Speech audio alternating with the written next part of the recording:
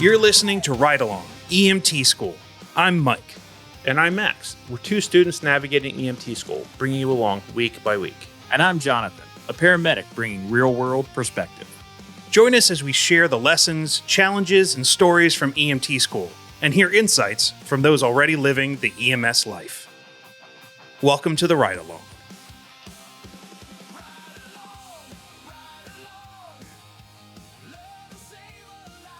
All right. And welcome. Welcome to the Ride Along EMT School podcast. We're here again, people. We're going to keep coming. Yep. Over and over again. We're like the Energizer Bunny. Exactly. We keep going and going and going and going and going. How many? What are we on? We're on episode 15. 15 episodes. Can you imagine we've made it 15 into this thing? No. Not even a little bit. And that we have 35 more to go. Something like that. Something like a that. Lot of well. So we've gone through a lot of major topics. Obviously, we've gone through the legal, ethical, moral stuff, anatomy and physiology. And they're slowly bringing us through these kind of major topics of problems that exist. So we learned assessment, and now we're getting into, all right, these are problems. These are things that you could run into, and like go in deep dives into like a specific piece of anatomy. Yeah. And then pharmacology, like I know for me, some of this stuff is relatively new knowledge, which is awesome. Yeah. Well, the thing to remember with the pharmacology, this helps me, is because like there's so many drugs out there, right? So many pharmacologic interventions that you can have for patients, and the list is, I mean, it's ginormous. It's absolutely ginormous. We only have to worry about 6. At the EMT level, where our scope of practice only has like a few set things. You got oxygen, you got nitroglycerin, you got epinephrine, bronchodilator with an inhaler. So if you break it down and just focus on the things that you could do within the scope of practice, it helps. For me, it's more of that assessment of trying to figure out what's going on. Like that's where it becomes a very, very deep pool of stuff to try and figure out what they're taking, why they're taking it. Is it having an effect? Is it not having an effect? Is there some kind of a cross-contamination between or interaction between two drugs? Like that's the part of it that for me is relatively new. So I'm very excited to like learn about that stuff for sure. Yep. So we're well on the way. I think we're halfway through class right now. Something like that. Something like close. That. With review weeks, and we definitely have. I'm looking forward to that class coming up on the Saturday where we get to learn to extricate people from cars and stuff. That's something new. But we got all different types of things. But tonight we're talking about the one last breath. One last breath. Hold me now. I'm 6 feet from the edge, and I'm thinking, maybe 6 feet. Ain't so far down. Listeners, if you'd like Mike to stop singing on the podcast, please write in. Or if you'd like him to sing more on the podcast, write in, and we will make sure that happens. Send in your requests for songs. I got to do Should things. add a button to the bulletin website, the web store that people can donate money into either Mike sings or Mike sings left. I'll throw this out there without any approval from Mike. If you buy us a monster, Mike will sing a song request. Oh, buy us a monster, request your song. Oh man, and it'll happen. You know what? I'll pimp it out for that. Yeah, I'll get. He's excited. He's already thinking about it. He's already thinking about just his head thrown back, wind in his hair. We'll have a little fan going, and the monster in his hand in between verses. Yep. You know what? If you want to buy us a case of Monster, I will sing 4 seconds of any song that you want. Put your song in the comment section of that purchase. Yeah. When you send it through PayPal, we'll work something out. All right. So, you can find that, buy us a Monster link, by the way, by going to the link in the bio. Yes. You can just click on that. It's right in there. But before we get any further, what we should do is recognize one of our sponsors. For sure. because we have a new one to announce. We do. It's exciting. Which is awesome. I am so excited to talk about this company. They have some of what I consider to be the best looking, stylish, and rugged pieces of gear in the industry. Agreed. And being that I just got to go to EMS World Expo, they really stood out amongst all the others. And they're in multiple booths, and I can always pick one out from afar and go, that right there, that nice looking bag, that's a StatPack bag. Yep. So I'm proud to announce that StatPack is one of our sponsors.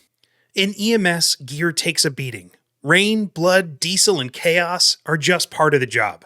That's why professionals reach for StatPacks. Packs engineered to thrive in the elements and look good doing it. Built with high-strength, water-resistant materials and reinforced stitching, StatPacks protect your gear from the environment and the everyday grind. Their bold, modern styling stands out on scene, not just for looks, but for visibility when light and time are against you. Inside, every pocket, panel, and zipper is designed for purpose, keeping your airway, trauma, and medication supplies exactly where your hands expect them. From the load and go to the med slinger, these packs balance durability, modularity, comfort, and quick access in one streamlined design. Rugged, weather-ready, and unmistakably modern, StatPacks are built for medics who move fast and stay organized. Visit StatPacks.com to see the full line and find the pack built for you. And use code BULLETIN20, that's BULLETN20, for 20% off your purchase. It's a great product too. They really are. Make some awesome stuff. Yeah. And all the sorry, go ahead. Yeah, no, I was just going to say all the services that I work for currently, 911 or interfacility, we're using to one degree or another a StatPack product for some problem we have. StatPack has a solution for it, and that's general like jump bag type stuff, or they have their organizers, and we're using their organizers to manage our drugs that we carry on the ambulance. So great products. Yeah, 100%. Use them every day. Really smart stuff. Yeah. You can tell like thought went into this. It's not just a nylon cube to throw stuff into. Just the idea that like inside their bags, everything's covered in Velcro. So like the ability to use anything that can have Velcro go on it and have it organized and stay in place is huge. Yeah. So if you're out there and you're looking for your own personal med bag, I highly recommend the Med Slinger. So you should definitely go check that one out. It's compact. It's like an over the bag one. And I saw a bunch of people carrying them around at the expo. Nice. Like they're really nice. Like, and that one in particular works across both it being maybe a dedicated med bag or even just a really cool like combo bag that you can keep personal stuff in with some organization for medical things. But that particular bag is excellent for like if you're an EMS provider and you're walking around an event. It's funny because you saw them at an event. Oh yeah. But like if you're working and providing EMS services at an event, that one's perfect. It's not too big. Yes. Carries just enough stuff. But yeah, anyway, that's great because I have used that exact bag in that exact scenario and it works out really, really well. Yeah. So stay tuned. We will definitely be talking about them some more because they sent us some bags. They did. One of our tools of the trade coming up will be your bag. So we're very proud to announce that they have been helping us out with our tools of the trade segment. So. I think it's fantastic that people are seeing value in this. Yes. I think it really helps with the recording schedule at times. Yep. So what are we talking about this week? So we're talking about respiratory emergencies. Respiratory emergencies, right? Yeah. So what can we do, or what types of things will we see with people having trouble breathing? Yep. Like that, really, when it comes down to it, trouble breathing is the kind of starting point of respiratory emergencies. Either it's they can't, they have a blocked airway, and we talked about airways already, right? That's a respiratory emergency. Yep. But we're talking more about the anatomical respiratory emergencies. A dysfunction physiologically of the lungs and how they're working. Right. So This all kind of revolves around a key topic, the medical term of the week, if you will, which is a hard word to say. A little bit. The first part's easy. Yes. I mess it up often, even though it's very short. It is dyspnea. Well done. Which is hard to put a P in the middle of a word that you wouldn't think it would have. Why they feel the need to throw extra consonants in there, I don't understand. I'm pretty sure it was just to keep it was like a way to gatekeep. I could tell you who put it in there. It's the Greek. Yeah, again, gatekeepers. The Greek word for hard to breathe is dyspnea. That sounded more Russian than Greek, but I applaud you for your efforts, sir. I'm trying to imitate Gus from My Big Fat Greek Wedding, which, for a chick flick, is pretty damn. It is the best chick flick ever. I'm pretty sure. You know what? I was not planning this until now, but in our BLS bag that we are going to be building, I'm going to put a bottle of Windex in there in honor of Gus. I think I'm okay with this. Put some Windex on it. Windex fixes everything. I love that movie. Yeah. Well, the Greeks have Windex and the Italians have white vinegar. Yeah. My favorite part of that movie is actually the part where I forget Josh Corbin, maybe whatever the main dude's name is. He's telling one of the Greek family, he's like, I don't eat meat. I'm a vegetarian. And she goes, what do you mean you don't eat no meat? She goes, okay, I make lamb. That's not right. meat. Yeah. I'm like, so good. It's so good. Anyway, so this week's term is dyspnea. It comes from the Greek word for meaning dys, which is bad or difficult, and pnea, which is P-N-O-I-A, pnea, which is breathing. So difficulty breathing. God bless you. Excuse me.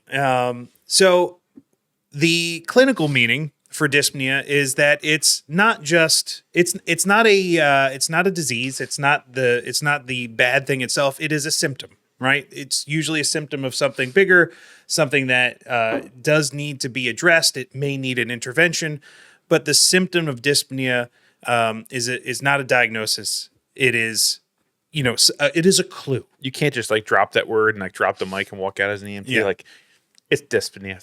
Thank you for your time. I'm glad I'm sure you're glad that I came. Because it's not like it comes with a number, right? So like typically we're like, oh, well, hypoxia. Hypoxia is a number, a definitive number where if you're below 94% SpO2, that's what we start getting into the hypoxic, like mildly hypoxic, right? Dyspnea is subjective. Right. The patient is having difficulty breathing. That's up to them to figure out. Yeah. So signs of it, I'm sure you've come up on it a few times in your, I've even seen some levels of dyspnea already. I have too.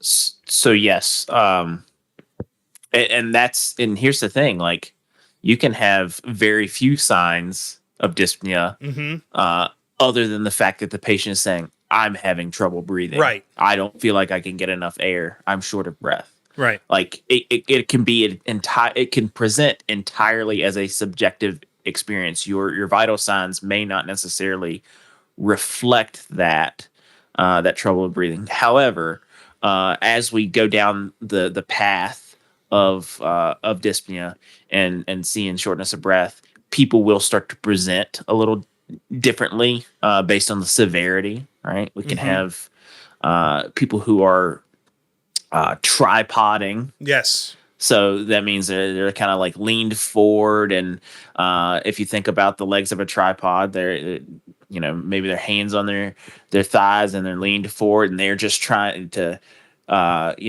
get as much air as possible. Yep, trying to open up that chest cavity, make it easier to breathe, even though they're feeling, they may not even realize it, but they're feeling like they can't breathe well enough. Yep. You may see accessory muscle usage, right? Where their muscles in their neck and their chest and rib area, they're really, really working to breathe. So those muscles are really flexing and very visible. Pursed lips, They're essentially trying to create their own PEEP by pursing their lips when they breathe out, right? So there's all sorts of signs that may go along with this symptom they're expressing. Right. It's almost like a conglomerate of symptoms. Like all of those are symptoms. Like or not apnea. Cyanosis is a symptom, but it's a sign. But it's a sign, and it can present as part of this other symptom too, right? So you're looking for all these things together, but dyspnea being kind of this overall term for somebody feeling like they just cannot get enough air. Right. Like they're having trouble breathing, and it's vague. It's vague. Like, what is trouble breathing? Well, the important part is they came up with a name for it. Yes, and we heard it so many times. I'm like, I got to write this one down, and it's got to be the term of the week. I would say almost every class for the past 3 or 4 weeks, it's been part of the discussion in some way. Right, and like because it's also one of those base or the suffix and root level words, like from terminology, right? So, dyspnea meaning difficulty breathing. You have tachypnea, which is fast breathing. Right. Bradypnea, which is slow breathing. You have apnea, which is no breathing. So all of these are things that you should know as part of the, I'm actually kind of happy that I managed to pull all those out. Well. I'm like, let me go slow to make sure I don't, I don't forget one of these. He had his imaginary notebook in his hand. Mm-hmm.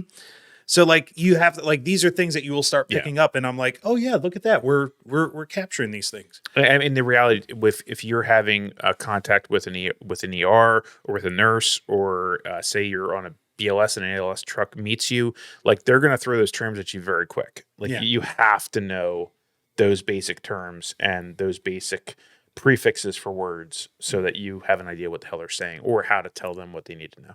Jonathan, would you agree that dyspnea and apnea are probably the two most thrown around ones? Tachypnea, fast breathing. Tachypnea too, yeah. But yeah, so dyspnea is probably the most common, and then of course apnea. We see that, and a lot of times when we're talking about apnea, we can talk about sleep apnea as a condition, right? The absence of breathing during sleep. So which is a temporary, yes, usually you would hope, fully most of the time it is. I mean, it does lean to a more permanent solution if it continues. So so all of these things we're gonna. Yeah, no, we're gonna talk about it. You're talking about the suffix before, but we're gonna talk about it. And here's a later when we get into the conditions that are related to respiratory emergencies. But if you look at that suffix, the PNEA,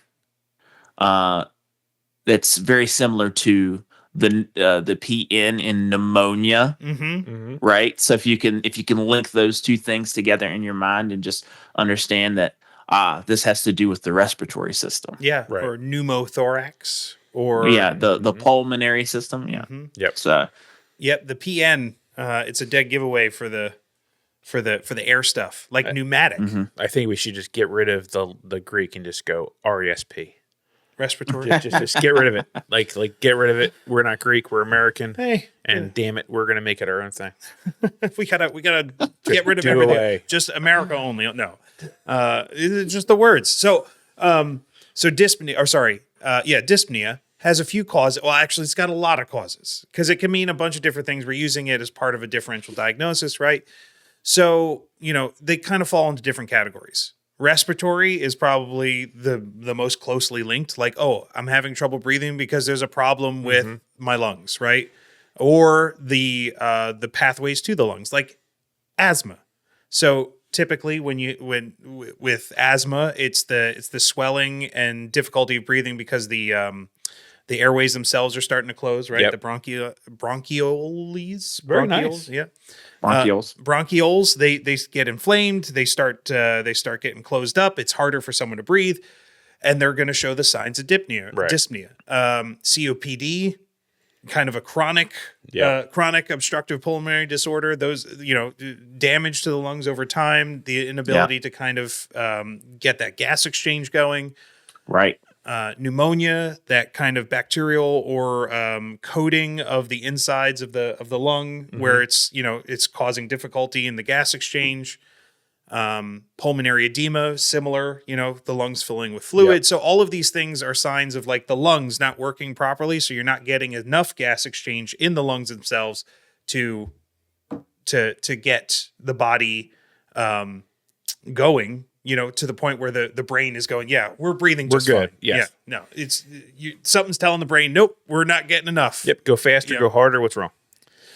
It could be cardiac, so it may not be the lungs itself. It could be the system for getting that oxygen around to the rest of the body. So any problems with the heart can lead to a lack of perfusion. The lack of perfusion makes the brain go, hey, we need more air. Let's get the air going. Come on. And if it's not getting enough, it's going to cause some problems. So like congestive heart failure is one of them, myocardial infarction. Right. So those are all respiratory things that point to an issue with the heart. Well, those are heart problems. Those are heart things that would relate to your dyspnea, right? Yes. Right. Your lack of oxygen or oxygenated blood flowing through the body, creating the sensation and the feeling of not getting enough oxygen, right? Because somewhere you have an occlusion or a blockage and it's slowing down the flow of that oxygenated blood. Mm-hmm. So you need more of it. Yep. So you have that, like Mike was saying, you have that drive to try and get more air. So you might see somebody breathing and they might be tachypnic, right? They might be breathing fast, trying to breathe faster so they can get more in. Yep. Yeah. It could be metabolic. So it could be acidosis. It could be shock, which we talked about in terms of lack of perfusion throughout the body. Shock is lack of perfusion. So that's signaling to the brain you're not getting enough oxygen. Let's get this thing going. And they're feeling like they just can't get enough, right? Anemia. So the inability of the blood to actually carry enough oxygen at any one time. That will lead to the same problem, less perfusion, right? So it all comes around to perfusion. My brain finally gets it all. Like it's like all that stuff we learned in the beginning of the class. I'm like, oh yeah, that's how it applies. And this is the interesting one too. It could be psychogenic. Sure. 100%. Anxiety can lead to a sense of feeling like you are not getting enough air. Yep. Like claustrophobia, things like that. Claustrophobia. There's not enough air in this room. I'm not getting enough oxygen. Mm-hmm. I mean, and you're dealing with people that are probably having the worst day of their life. Yep. Like that is par for the course for EMTs, right? Like, yeah, this person thinks they're dying. I'm pretty sure that's going to lead to a lot of anxiety. Yep. I've been known at a time or two to get a little bit tachypnic when I'm feeling a bit anxious. So I mean, it happens, right? So all of these things build together, and you're like, man, they build up. You get stressed, right? Or just general panic attacks. They could feel like they're not getting enough air. But it's not a physical problem. It's a mismatch between the body and the brain. Mm-hmm. So that's our medical term of the week is dyspnea, which as we go through the rest of the topics that we went through as part of respiratory emergencies, it's probably the one that almost it's a symptom of all of them. Right. Because with exceptions for sure, because you may have people with respiratory emergencies that don't feel like they have trouble breathing, but that's almost scarier than the ones that do feel like they can't breathe. Because I would feel really bad, like, oh, this person is slowly fading away and they don't realize it. And that terrifies me. Because it does not match the symptoms that they're showing. Like I don't ever want to be somewhere where I'm like, I know things are worse than you do. Like, well, I mean, I guess that's part of being an EMT. Yeah, it's kind of the job. Yeah. You're walking right into that. A lot of moments like that. All the time. Yeah, I know. Listen, I still have my naivety. I'm holding on to it as dearly as possible. It's so cute. Yeah. But yeah, so a bunch of moments like that at work this week. I can only imagine. I mean, I'm at the very beginning of this whole journey, and I'm like, I know there's going to be so many things that just make me, go, why are you doing this? Because it keeps coming back around. Like, it's just like, it's a calling. Like, I I don't want to put it some other, like, I know it's cheesy, but it's like, I think we need people doing this because who else? Somebody has to. If you're not, I mean, I don't think this is a job that you could do successfully over any kind of time without some kind of passion, some kind of drive, some kind of calling to do it. Because it's going to really quickly lead to, I hate everyone. Yeah. I don't care that person's bleeding on the ground. It's fine. And you're going to be in and out very, very quickly. Not to mention just trying to stay away from that in general, just because of the constant stress, the constant adrenaline spike to boredom, which seems to be the way this job works. So if you don't have that going for you, I cannot see how you can be successful in it. Yep. Yeah, so you definitely got to have the drive. Yeah. But it can be fun too. Oh, 100%. But yeah, so this week in the class for respiratory emergencies, we did go through a bunch of things. So started with a bit of a general overview of A&P, anatomy and physiology again. Yeah, which we needed. And then it went into the different conditions that, or the not diseases, but problems that can exist to create those respiratory emergencies, which we'll dive into a little bit. And then some ways to help treat them. That was the general structure of this class, which is similar to how other classes are going too, in terms of like, okay, we're going to go through this general concept, then we're going to go through the problems that could exist, the different, what's the word I'm looking for? I don't know. Like, not diseases, but symptoms. Well, symptoms, I guess. Conditions. That's the word. Thank you. Conditions that could exist that you may have to intervene. Right. So you've done your assessment. You've realized, okay, there's a respiratory issue. Okay, why? Yeah. Yep. Well, not only just understand the why, but how. What do I do? Yeah. What do I do next? Yep. Right. All right. So this is the part where I'm going to say, make sure that what I'm finding helpful as a student. Like, this is just my advice from somebody who's kind of going through this with you guys that are all listening. Know your anatomy. Like, it is super important. Yes. Like, what is the difference between the upper airway, the lower airway, understanding the diaphragm and what the intercostal space is really, like, in my head, helps me understand how all these problems are happening.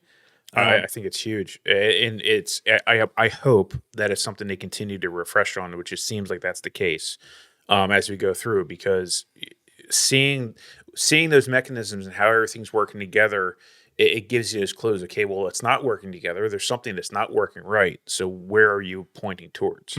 And understanding how they're working is going to give you that roadmap of also what's going on, why isn't it doing what it can do, and how can you help them? So, and know your terminology too. Yeah, it's helpful.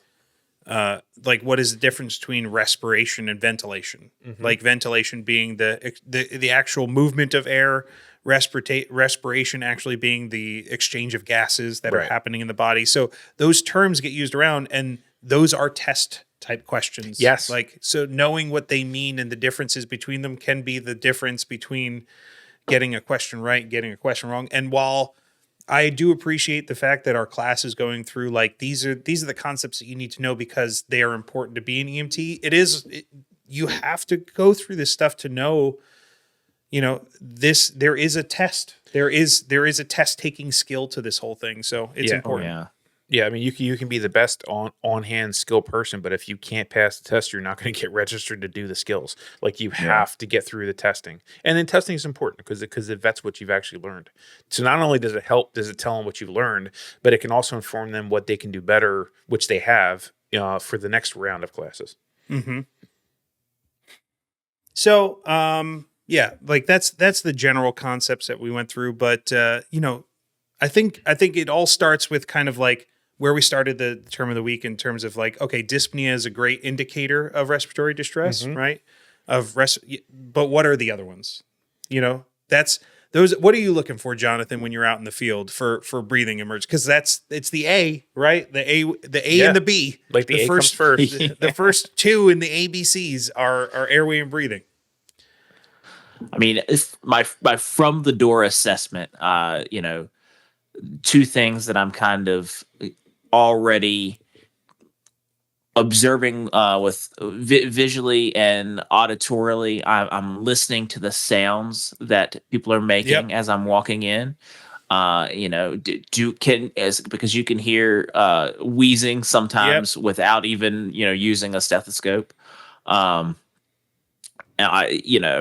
You can maybe hear how quickly somebody's breathing, and then I'm observing how are they breathing, what's their body positioning, how can I visibly see their accessory muscle usage, you know, all these things. So I know as soon as from the door, if I can hear that, hear things and see things that are indicating respiratory distress, somebody's pretty sick.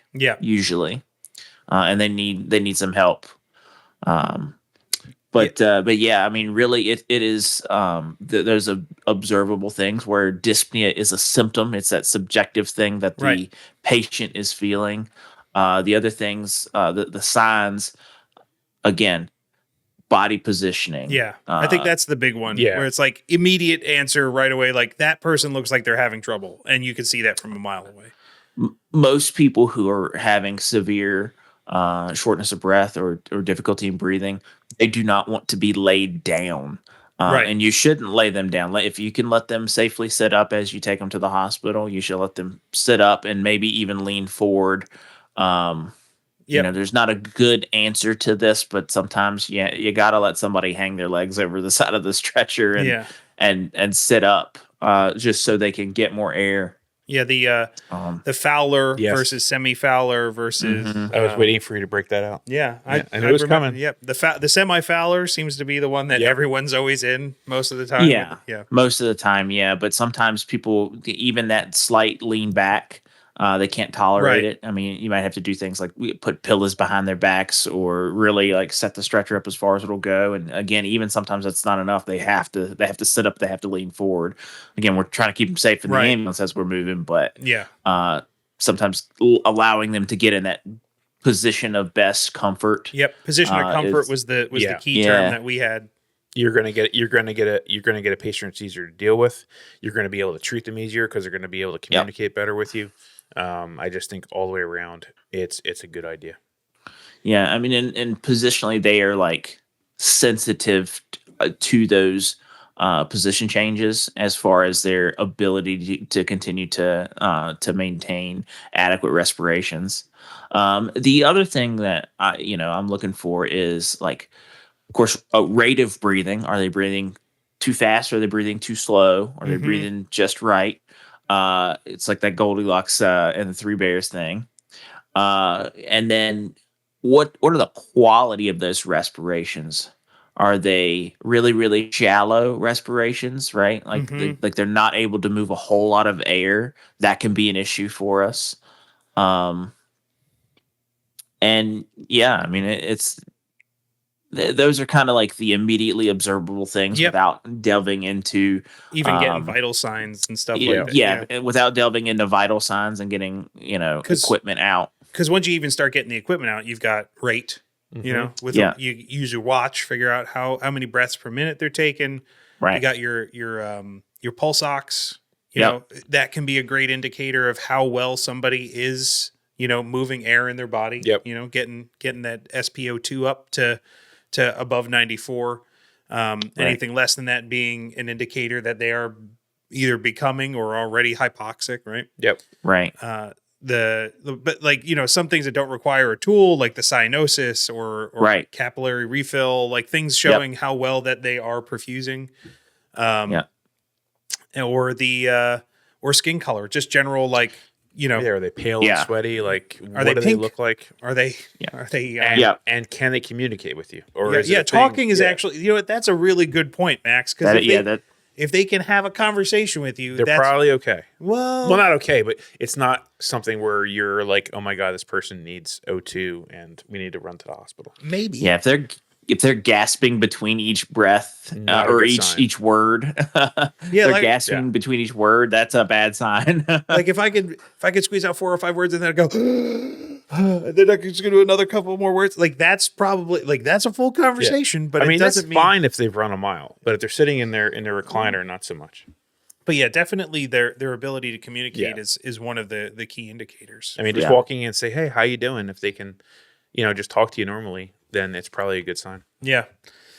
So I think that pretty much well covers like the things that we could see, right? Which is all again kind of tied to the dyspnea stuff, but it goes a little deeper than just their ability to breathe. It's like, okay, what are the signs that they're not breathing well, and that's when you could start getting some more numbers or some more signs to figure out what's going on, right? Right. But let's talk about some stuff that can cause these breathing problems, like these asthma? Respiratory emergencies. Asthma is one of them. Max, you've talked about this before. I have in terms indeed. of like a personal experience with asthma. Yep. It seems to suck. Well, it can go downhill really, really fast. Like I personally, my experience has been driving to the hospital at a ridiculous rate of speed because the O2 numbers are just going down and down and down. So yeah, for me, with my personal experience, it was pretty terrifying. I can imagine. And again, it really brings home like, okay, this is not something that can be messed around with. This can become critical really fast. And by the way, me driving to the hospital was probably not the right thing to do, but. Well, there's many different answers to different problems. But in that case, the answer was not so much an inhaler, but it was more a nebulizer treatment. The inhaler for him was very, very ineffective, but the nebulizer treatments were amazing. Right. So different patients are going to have different responses to different treatments. So it's just to say that asthma can be one of those things that causes a respiratory emergency. And that's, knowing what that is caused from, I mean, this is probably not the scope of this podcast, but like, I don't think they've ever actually truly identified what the cause of asthma is, right? Like is it genetic or like they say that there's a genetic or a inherited component to it, but and there's different forms of it too, with some of it being almost not psychosomatic, but like like there is a mental aspect to it as well. And that a lot of people kind of grow out of it with age, but either way, and there's a physical aspect of it too that they can grow out of age, and I think that has to do with just exercise of your induced lungs. or physical activity induced asthma. Yep. Yeah, I think Teddy Roosevelt is a prime example of somebody who said that he conquered asthma through physical activity and outdoor life. Well, that guy was ridiculous. He's super cool. He's ridiculous. I mean, that man probably scared asthma away. Yeah. Asthma said, no. Yeah, he was like if you want the Chuck Norris of old days, that's Teddy Roosevelt. I'm pretty sure. Yes. I'm pretty sure Chuck Norris is pathetic compared to the actual tales of Teddy Roosevelt. Well, I'm just saying. I don't know. You might upset some people. I don't care. Going off they Chuck can be Norris. upset. Chuck Norris doesn't sleep. Well, he waits. I cannot tell you the amount of Chuck Norris quotes I have had to sit through doing online gaming. It is, just don't mention the name unless you want to be consumed by it for 10 to 15 minutes straight. I don't know if you know this, but did you know that behind Chuck Norris's beard is not a chin? There is just another fist. Yeah, I'm pretty sure I've heard that. All right. In any case, but yeah. So with asthma, you just generally have wheezing, prolonged expiratory phase. What the hell is that, Jonathan? Prolonged expiratory phase. It means it takes them a while to breathe out. right. Okay. Sorry. Expiration. Okay. Yeah. It threw me. Sorry. Yeah. So good. Yeah. There's all different types of things. Triggers can be allergies, exercise, cold air, stress, that type of stuff. But asthma is one of the ones that we went through, as well as COPD. Yes. It seems to be one of the ones that I've even seen some patients already in my very short amount of ride along time of patients being like, yeah, I have COPD, And I mean, I think you see the baby boomers and they were kind of the last generation to chronically smoke. And I think that adds up to all that. Oh yeah, 100%. It's the relationship between smoking cigarettes, or anything, and COPD is. I mean, like that connection has been made. And I mean, even people who only smoke for a little bit and then quit, and only years later develop COPD. Like it's super common. Yep. And the amount of people with COPD who are still smoking. I have that conversation weekly with people. I know. Hey, I still have you it got with my mother. COPD? Yes. Yeah. Yes. You still Yes. smoking? Yep. Okay. Yeah. Yeah, it's Like, going to get better. this is going at to some kill point, you, right? at some They're point, like, it's going to yeah. not be a problem. So, but yeah, the smoking, so it can happen where you never smoke cigarettes and you develop COPD. I see that in a lot of instances with folks who maybe work in an industrial or who have worked in like an industrial environment and being exposed to certain chemicals and things like that. I've seen COPD arise from that, and that's always an unfortunate thing because it's like, little did they know their exposure to this environment was going to cause these issues later down the road. Yeah. But yeah, the smoking, man, that's the big one. And I mean, even I'm curious to see down the road in 20 years what we say about vaping. Yeah. For sure. And what the answer to that. I mean, we already know that it's not good. You get atherosclerosis and the hardening of the arteries because of vaping. But popcorn lung, something like yeah. I digress. What's wrong? Hey, popcorn lung sounds great. Yeah. Well, I think one of the interesting things that popped up a bunch of times in class about COPD in general is like the fact that people with COPD live at a lower level of oxygen saturation than the rest of the population, which is one of those kind of tricky things. Whereas being, on the side of the healthcare provider, you're looking at numbers and going, oh, well, that means that they're hypoxic. I need to fix that. When in reality, you need to kind of, take that into account of like, oh, does this person have COPD? Their normal SpO2 level may be in the high 80s and not the 90s. That's the example they gave us. Like, oh, their normal level might be 87%, which you should not just start flooding them with O2. Like, oh, well, if they're okay at 87%, they're going to be amazing at 95. When in reality, you're kind of you're upsetting their homeostasis of their body by trying to blow off too much CO2 in their bloodstream. Here's a question for Jonathan. So, is there any other like respiratory thing that where too much O2 is going to cause an issue? Because it seems to be the only one that we found or been taught so far. Well, in general, we I'm still unsure of the exact science behind it, but over oxygenation or overuse of oxygen for folks, especially when it's not needed, that's kind of the key component there. When it's not needed, basically we are flooding the system with oxygen, and we are allowing more oxygen molecules to circulate throughout the body than there are spaces on red blood cells to carry them, and those free radicals is the term, floating around in your bloodstream can cause negative effects, because you have to think about it. Oxygen is an oxidizer, right? And oxidizers are not great for pretty much everything. No. Yeah. Yes. So having too much oxygen in a long-term setting can cause issues, especially if it's not needed by the patient. Right now, if there's a need, we want to absolutely provide adequate oxygen to somebody, but we should.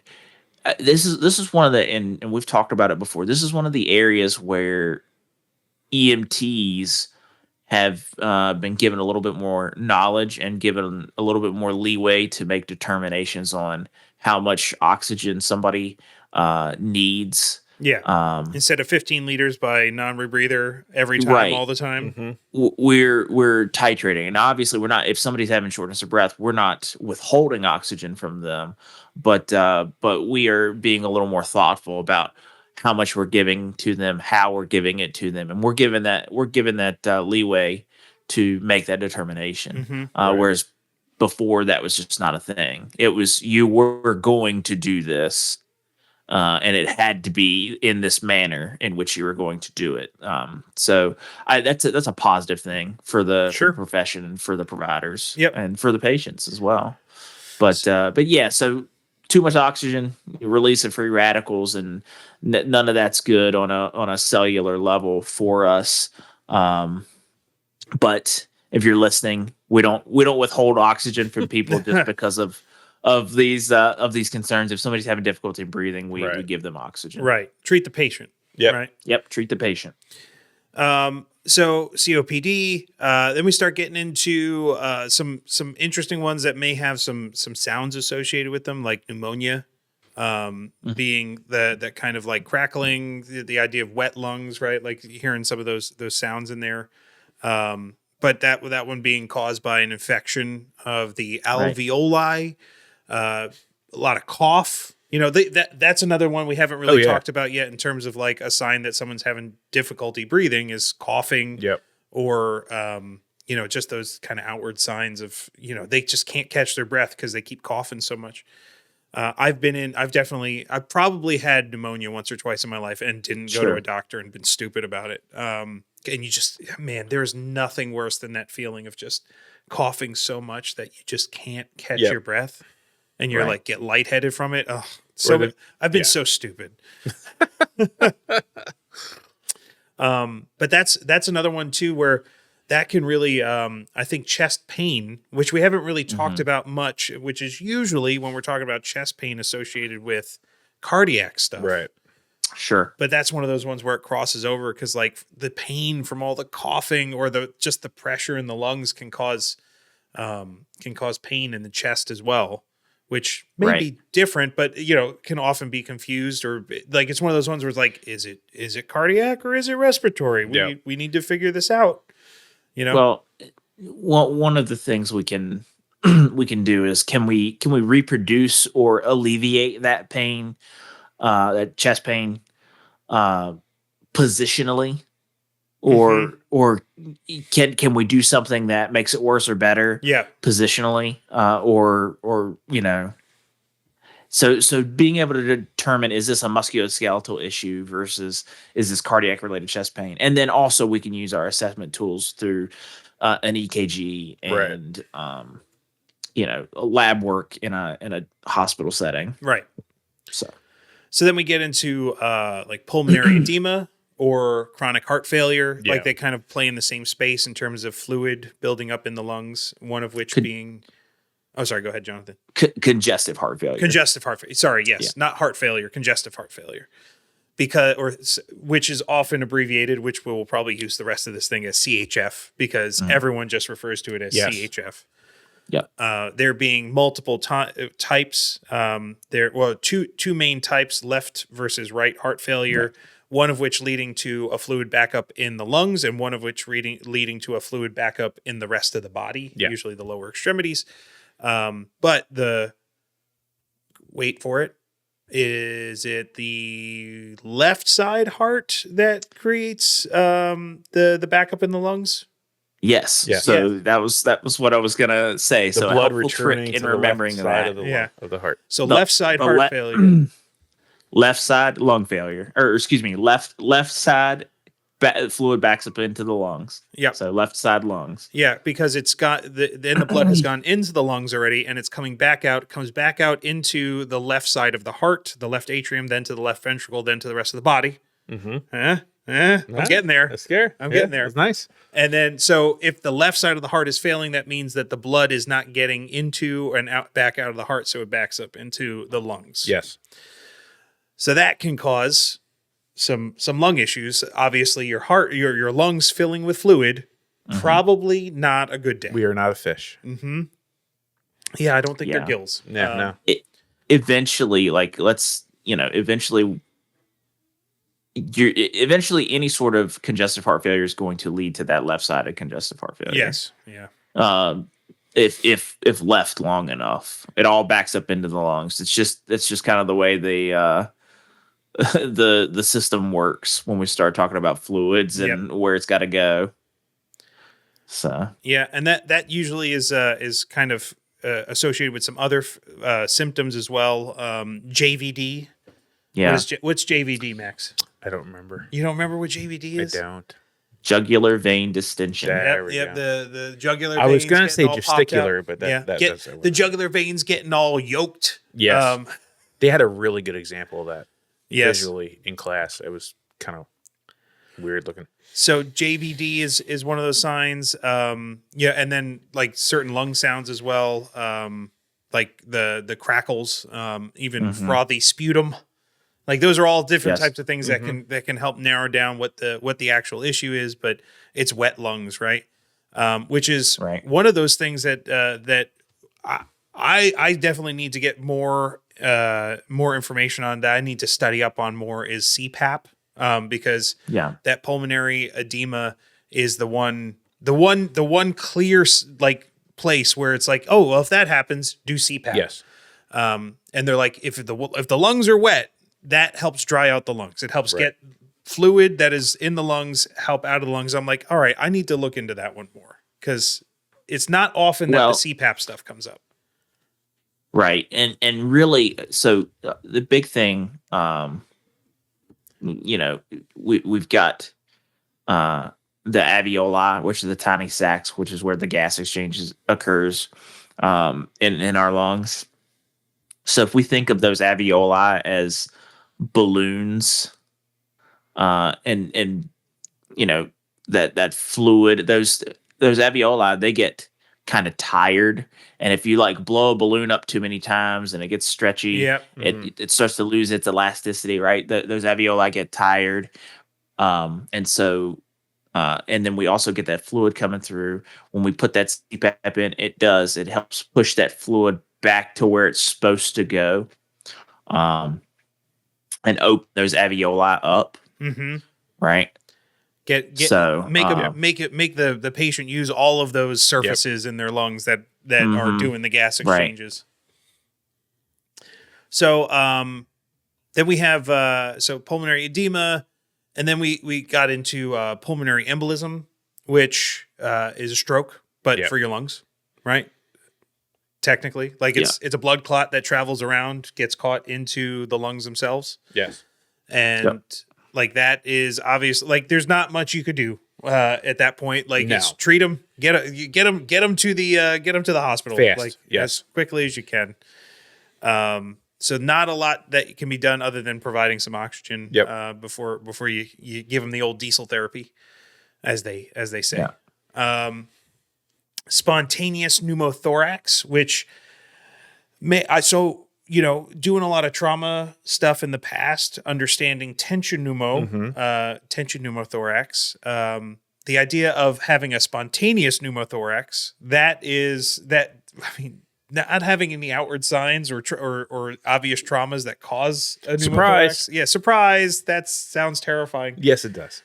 Like, okay, all of a sudden, the lung has air leaking from it and filling up the pleural space. And it makes me wonder, like with the BVM, with a child, if you're putting too much air into the lungs and you're being too aggressive with your respirations with the BVM, can you wind up with that? Well, it would require the lungs to have some sort of leak in them to have the air escaping from the lungs into the pleural space.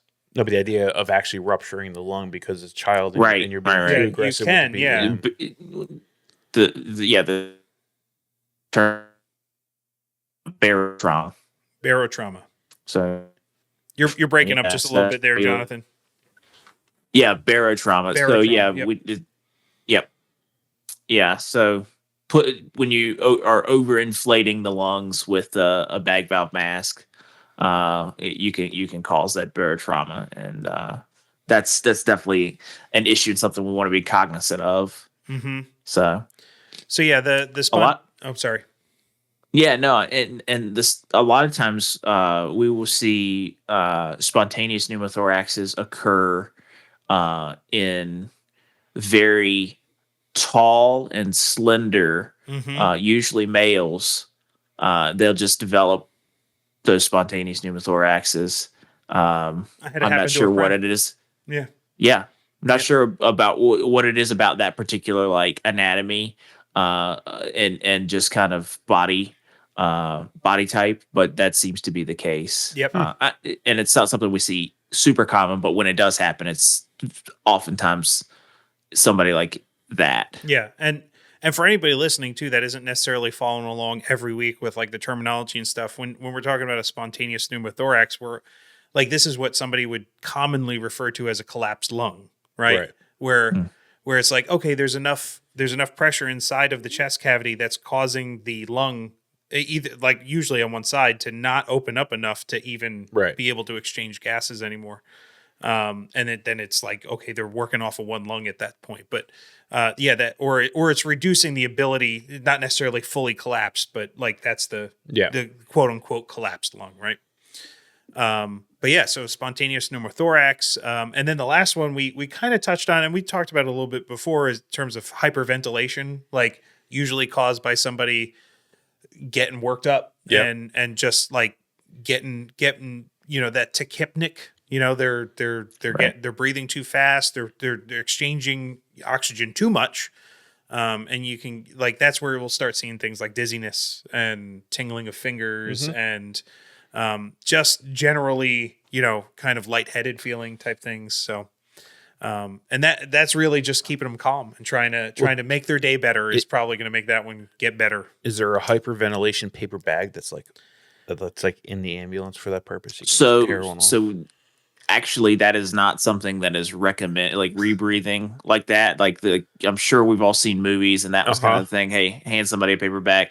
No, that is absolutely not recommended anymore. Yeah, I was going to say that. You mean the movies lied to us? The paper bag was not one of the tools that they have shown.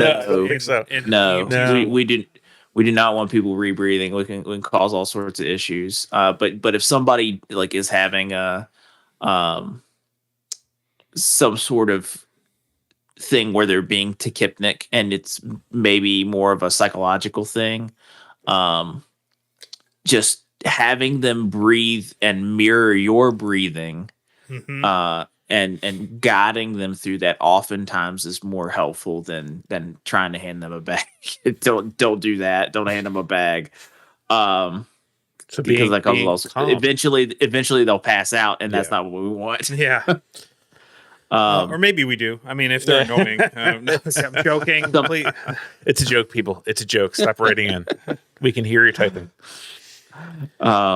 Something you might see. You talked about numbness and tingling, like in the fingers. You can have carpopedal spasms, right? So we breathed off all of our CO2 as we're tachypnic, and the hands. If for those of you listening to this and not necessarily watching it, the hands kind of will draw up and the fingers will draw together, almost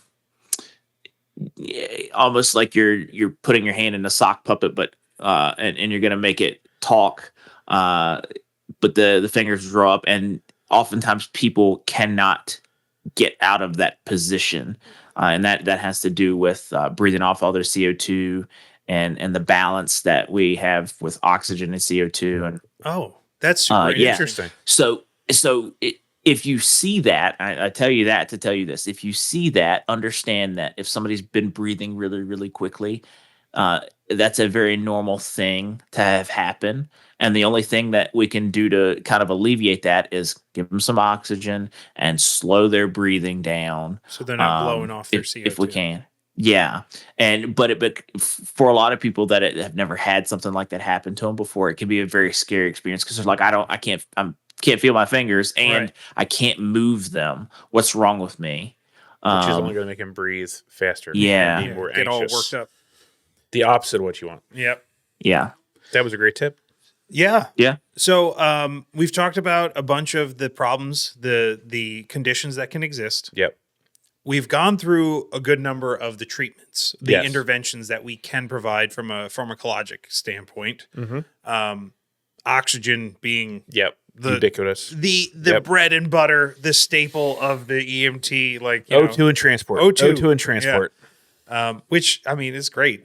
It's funny because they have to remind us, or they did remind us several times that like oxygen is a drug. Like Oh yeah, is. yeah, it is. You're putting a chemical into somebody's body in a gaseous form. Like that is a drug. That would yes. But it's one that we've I'm sure we will become very familiar with. And and I'm it seems to be one that's like it. Not only is it a good way to make sure that the patients are perfusing better, but it also seems to help them a lot in terms of their, feeling better about, I'm being helped, right? It helps me feel like I'm breathing better. Yeah, exactly. Just a little bit of O2, they're actually getting treatment. And even if it's very low level O2, just feeling that air coming in their nose or against their face, they're getting treated, and it can kind of maybe fight that psychosomatic thing that's going on. Maybe. What are some other things that we can do from a pharmacologic standpoint? So we have a bronchodilator, albuterol. So that would be for asthma and things like that. Yep. So what is a bronchodilator? It constricts it opens up the bronchi in the lung. Yes. There we go. Yes. It dilates. Opens. My words will work eventually. Maybe not. Like, it's one of those things where it's like, it's important to know the concept, but then to also be able to back it up with the words. Yes. That's where I have trouble sometimes. It's like, I know what I'm talking about, but I can't I don't know the name for the thing. So yeah, bronchodilators. Yep. Those are the albuterols, the rescue inhalers. Those are things that we can, depending on the service that you're in, on a BLS side, you can have. That is one of the drugs that you can be delivered. It may be by assist, depending on where you're at. So that's one thing. What else? Epinephrine. Epinephrine. Yep. That is certainly one that can help with a breathing emergency because it can help with a, not asthmatic. It can help with a allergic reaction. Yeah. Right. And it seems like, I've always thought of it as the auto injector, but we were learning in class that more and more they're actually drawing that out of an ampule instead of using just the auto injector. Now for ALS, not for BLS, but for ALS, which was interesting. Well, and even in some places, we've switched to, you may hear the terminology, and this is an ALS level drug, but racemic epi, which is a different formulation than regular epi, but the whole point is it is given in a nebulized treatment, and then you can also have just your standard epinephrine that you're going to deliver during anaphylaxis out of the vial, and you can nebulize that as well. That's what most services are doing that I'm familiar with. They're not racemic epi is a very specific formulation, and most places don't have it. They just utilize the same epi that they would for cardiac and anaphylaxis. But to your further point, epinephrine is actually a life-saving drug in asthma. That is an ALS intervention, but it absolutely is a life-saving drug in asthmatics, right? Right. We get that. Yeah. And just one thing to your point before, Max, in terms of taking like auto injector versus drawing it out of an ampule, I believe they went through in class one night where in Pennsylvania, even on the BLS side, if you take a certain addendum treatment, that you can be approved to draw out of an ampule because the prices of epi and auto injectors are so crazy high that they're allowing like additional training. You have to get that. Yeah, there's a con ed after your cert that you can do. that allows you to, and depending on your service as well, your medical director and all the fun things. But that sometimes is something that could even be a BLS skill because epinephrine, the administration of epinephrine is on the BLS side.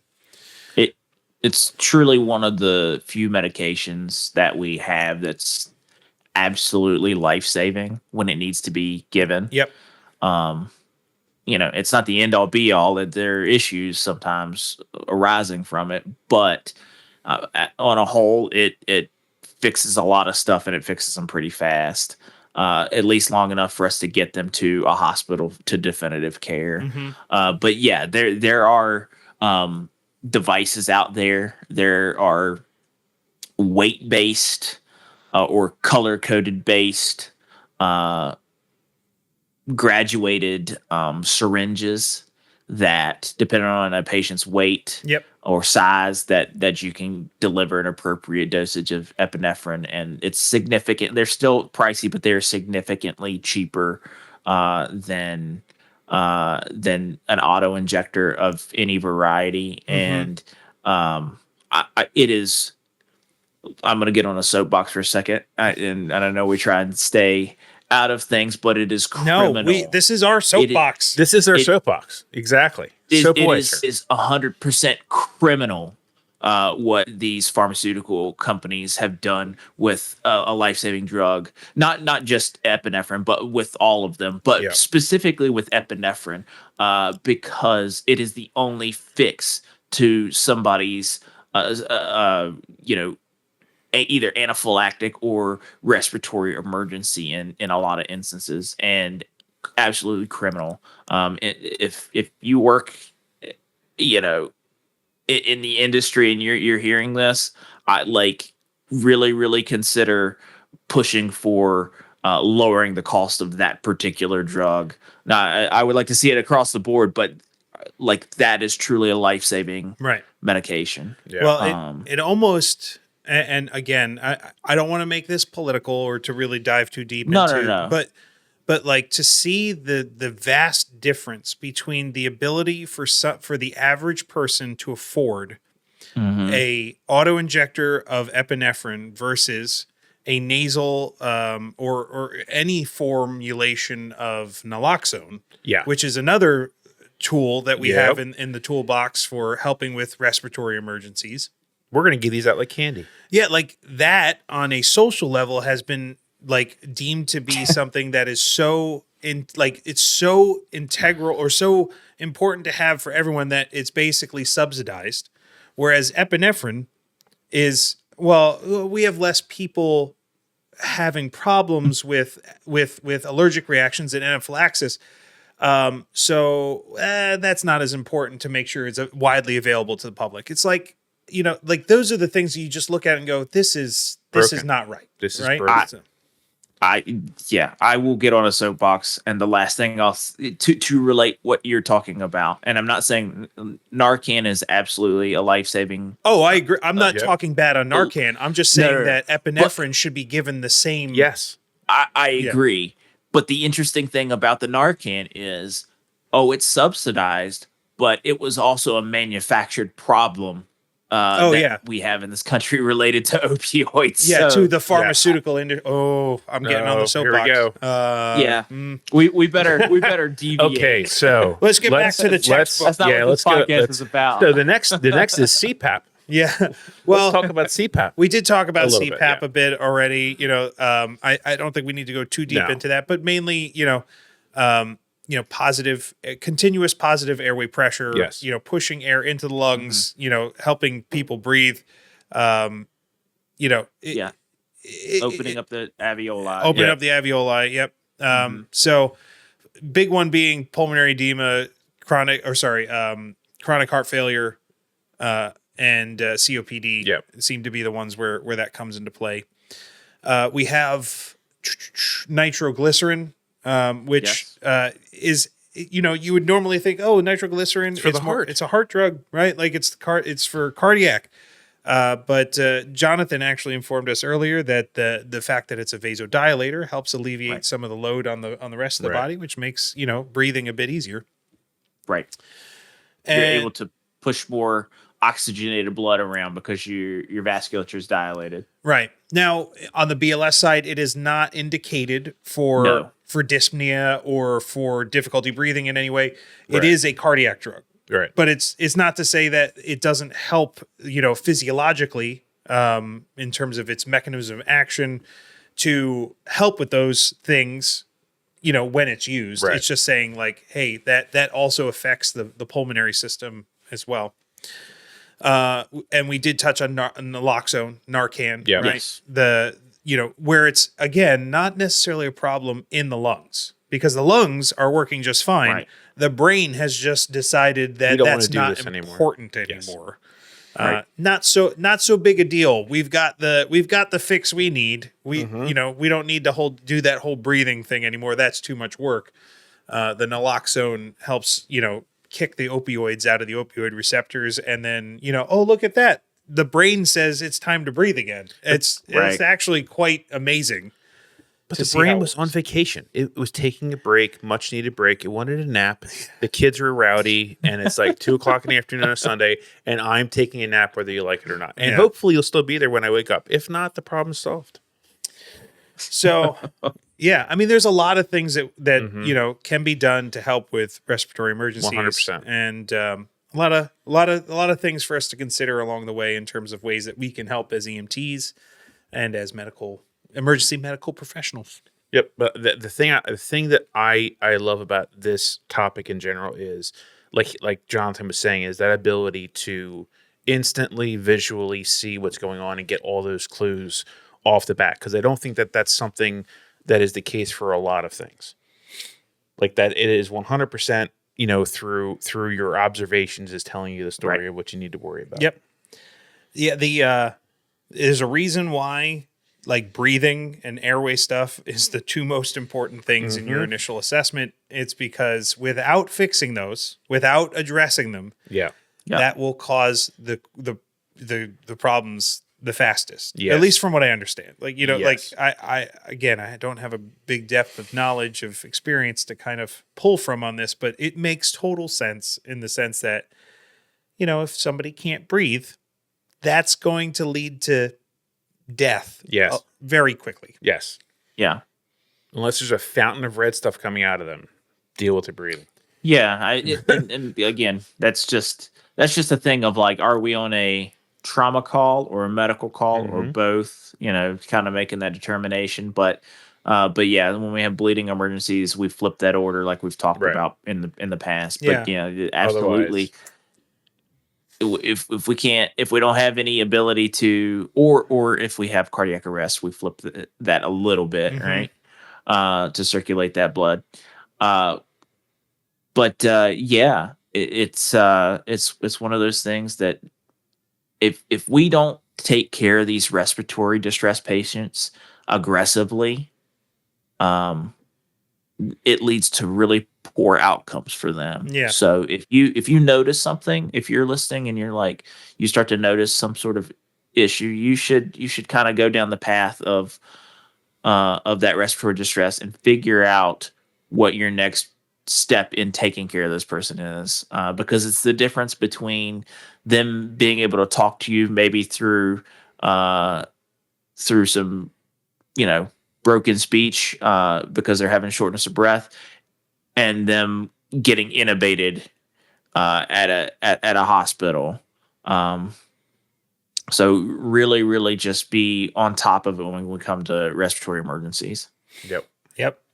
So that's pretty much the gist of everything we went through in the class. Yeah. But there was a tool that we did wind up using a bunch in understanding and assessing lungs. And that brings us to Max's tool of the trade this week. So tool of trade this week is the stethoscope. It is the piece of equipment that you use to be able to listen to breath sounds. Also, you can use it for other things, but the main use, that clear use we have, along with the topic that we talked about, is the quality of sounds coming from your lungs. I would classify it not necessarily just for lungs, right? No. But it's a way to hear things. Yes. That are going body, inside. Right? Yes. So a little bit of history that I found on stethoscope. The first evidence of people listening to breath sounds was found in Egypt in the Ebers Papyrus, which was 3,000 years ago. So that's the first written evidence of them listening to breath sounds in people. So it's like basically new, like it's new technology, right? Yep. Like nobody's ever. No, exactly. So basically, since since the dawn of human civilization, we've had stethoscopes. Exactly. That's what that's coming to. The first stethoscope was invented in 1816 by a French physician named René Lanac, who rolled up a piece of paper to avoid direct physical contact with a female patient, creating a monaural, a single ear stethoscope. That is monaural. I'm going to go with monaural. It's mono, like as in like when you're listening to like a stereo system, mono versus stereo. Monaural is the mono. Yeah, but there's no E there or I there. Or oral. Monaural. Okay, yeah. It's that thing that you spin around, like the what's that holiday? I don't know. It's the dreidel, like the yes, the dreidel, Hanukkah. the Hanukkah. Yeah, there you it's go. the thing you spin around Hanukkah. Exactly. In the 1850s, a guy named George Kaman perfected and commercialized a binaural, a 2-ear stethoscope, and he kind of created the model that's the basis for the modern stethoscope. So the 1850s, huh? Mm-hmm. Late 19th century, flexible rubber was introduced, which made it a little more practical. In the 1940s, a company, Rappaport and Sprague, developed a dual-headed chest piece designed for the stethoscope, allowing for different acoustic performance. So they had the two sides to it. In the 60s, a guy named Dr. David Littman, it's almost like that's the name on some of these stethoscopes. He has that fancy-looking L. I know. And he designed a new generation which had superior acoustics and was lighter. So it's a little bit more efficient designs. And now in the 20th century, in late 20th century, we have electronic stethoscopes. Which fancy stuff. I hear from people that I've, like talking to about stethoscopes are like, yeah, don't even bother with those. Or they're just old fogies and they don't want to take on new technology. Yeah. So I think there's some neat capability in having those stethoscopes. There's potentially an opportunity to capture it because a lot of them have a record function on them. Oh, for sure. There's a potential to capture something, and so you can let a physician hear what you heard on scene, and that's a super neat ability. I don't think the technology is quite as robust at this particular point as it needs to be for our hard field use. Yeah. And that's the issue. The interesting feature to me was the noise canceling thing. Oh yeah, that would be like amazing. That ability to kind of like tune out the sirens and all the chaos around you and get a better, sound coming from the lungs. I thought that was kind of cool, or pulse or whatever you're using it for. I'm just always terrified of any form of life-saving equipment that has batteries. Yes, like I'm just not a fan of batteries. If there was an analog version of it, I think that is awesome. I would prefer it. But it's like batteries failures. I definitely see the upside of adding some technology into those types of things. But I just always thought it was really interesting to see how it's a divide, right? Like the idea of like how far do we push the technology side of things and whether or not it goes digital with like, AI enhancements. I bet you there's a ton of those types of things with auscultation devices where it will help, analyze the sounds and help you determine things versus the old fashions. That was one of the big topics of when I was at EMS World Expo, is like the introduction of AI into emergency medicine and how that comes into play. Like what skills and what benefit is it going to afford versus what things are we giving up from a skill standpoint. So it's just to say that, I think there's a time and a place for technology. 100%. That could be really interesting one. Go ahead. I was just going to say, we have been, all of this has been technology based, right? Like now to your point though, Mike, having that more analog or that more robust technology that's been proven over time with some clinically interpret what you're hearing and seeing. Yeah. That's a super important thing. But all of medicine has been pushing technology through as we've grown and continued to practice medicine, and I think it's only going to grow. But sorry, continue, Matt. You're fine. Tell us more. So question is, do you need your own stethoscope for being an EMT to be on an ambulance? My answer is yes, because people's ears are disgusting. That's my answer. It does go into your ears, like pretty deep. Yes. And stuff will come out. I would like my own, thank you. Well, I will say on ambulances, what they tend to have? Like alcohol swabs. Yeah. So you can clean those things off and you should. You should. You should be a good partner and clean off your stuff when you're done with them.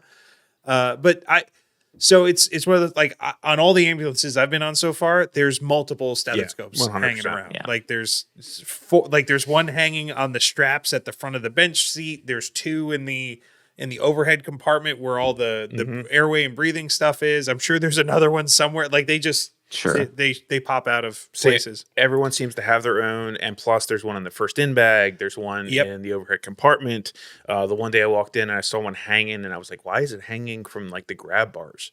And they were saying, "Well, yeah, whenever they wipe things down, they hang it all from the grab bars, and that tells them, okay, this has been cleaned. sanitized. Yeah. Once it's dry, it's ready to go in." But like turnable head. Can you flip the head back and forth? Do you need to flip the head back and forth? Well, those are, there's a bunch of features and things that I'm sure come in handy. Like there's some that have a bell, that's some that have dual tympanic, I think it's called, where it's like, it's got that film over the side of it, which will help you hear different things in different locations. Right. It's up to you. I mean, but it seems like what I would like, I think there's a reason why it was on our gear list for taking the class. You have to have your own because you got to learn with it, and you're not always going to be on an ambulance with it. So you should have your own. And what I've seen a lot of people doing is there's a reason why, most EMT services require you to wear cargo pants. Like that comes to the next question is where do you put it? Yeah, that stethoscope fits in like the cargo pant that pocket. way it's not around your neck. That's where I see most people keeping their stethoscope is in their cargo pants. But I mean, for me, the main thing is it durable? That for me is the main thing. Is it durable? Is it going to fall apart? Is it going to get broken? Because the price point varies in the ridiculousness. Oh yeah, like hundreds of dollars. You can drop $500 on a stethoscope without even trying. Or you can get one. We did not. Right? No, we did not. Or you can get one from Amazon for $30. Like it really is one of those tools that you can spend a lot of money on, or you can spend a little money on. But I think for me, the important thing is my point of view is have one, especially for class. I forget how much this one cost. This is the one that Jonathan recommended to us. They're like 25 or 30. Yeah, the ADC, American Diagnostic Corporation.